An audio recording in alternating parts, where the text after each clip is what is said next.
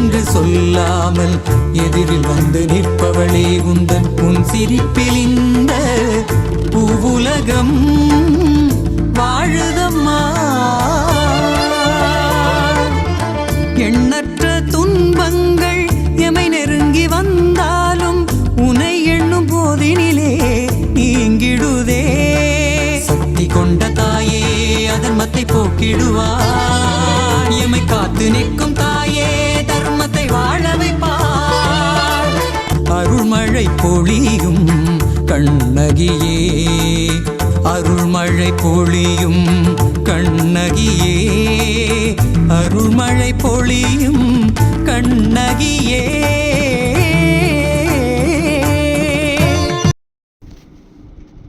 நேசமிகு சொந்தங்களே, உங்கள் அனைவருக்கும் எனது அன்பான வணக்கம்.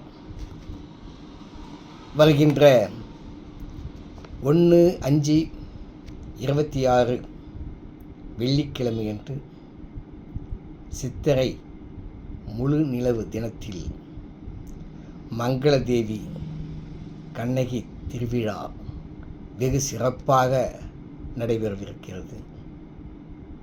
கண்ணகி என்றாலே பெருமைக்குரிய பெண் அல்லவா? நீதியின் உருவம், உறுதியின் சின்னம், பெண்மையின் பெருமை கண்ணகி. கண்ணகி வம்சத்து வெளிவந்தவர்கள் அல்லவா நாம்?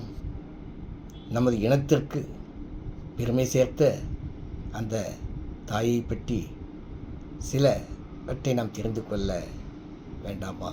அன்பு உறவுகளே, உங்களில் பலருக்கும் நன்கு தெரிந்திருந்தாலும் மீண்டும் மீண்டும் கண்ணகி தாயை பற்றி பேசிக்கொண்டே இருக்கலாம், சொல்லிக்கொண்டே இருக்கலாம். சிலப்பதிகார நாயகி கண்ணகி தாயை பற்றி கோவலன் கூற வந்தது என்ன, அதன் மூலம் நாம் தெரிந்து கொள்ள வேண்டிய சங்கதிகள் என்ன என்பதையும் நாம் சற்று ஆலோசிக்க வேண்டும், கவனத்தில் கொள்ள வேண்டும். உண்மை எப்பொழுதும் வெல்லும். பெண்கள் அதிக சக்தி படைத்தவர்கள், அவருடைய சக்தி அளவிட முடியாதது. அநீதிக்கு எதிராக போராட வேண்டும் என்கின்ற ஒரு எண்ணம் அனைவரிடத்திலும் உருவாக வேண்டும். அதை நாம் கடைபிடிக்க வேண்டும். அதற்காக கண்ணகி திருவிழாவை ஒவ்வொரு வாணியரும் சிறப்பாக கொண்டாட வேண்டும் என்பது என்னுடைய தாழ்மையான எண்ணமாக நான் உங்களிடத்திலே சமர்ப்பிக்கின்றேன். தனது கணவன் குற்றமற்றவன் என்பதை மெய்ப்பிக்க பாண்டியன் நெடுஞ்செழியனுடைய அவைக்கு சென்று தேரா மன்னா என்று அந்த அரசவையே அதிர வைத்த நங்கை. தன் கணவன் குற்றமற்றவன் என்பதை மெய்ப்பித்து ஆக்ரோஷத்துடனும் அடங்காத கோபத்துடனும் பலியன்குடிக்கு வந்து அங்கே பழங்குடியினர் மக்களிடத்திலே சிறிது காலம் தங்கி அதன் பிறகு விண்ணேற்றிப்பாறைக்கு சென்றவர்.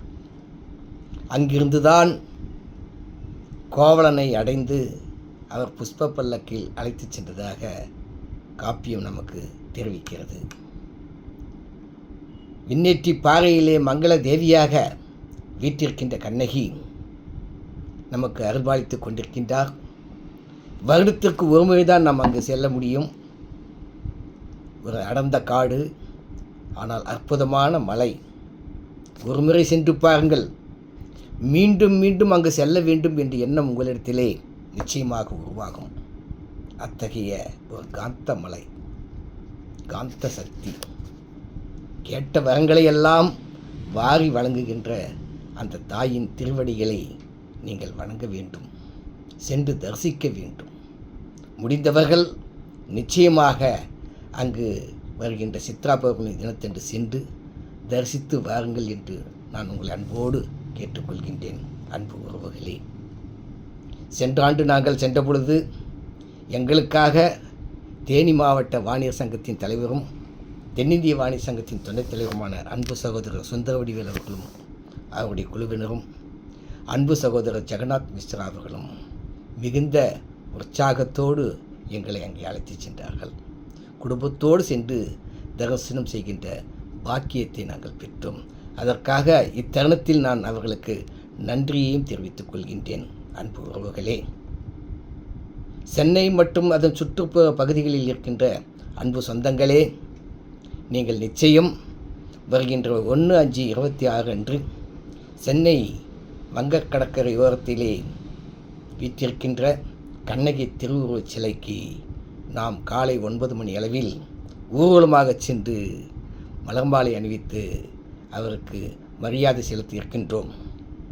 அவசியம் நீங்கள் அனைவரும் ஒவ்வொரு வாணியரும் குடும்பத்தோடு வந்திருந்து அந்த விழாவை சிறப்பிக்க வேண்டுமாறு அன்போடு நான் உங்களை கேட்டுக்கொள்கின்றேன்.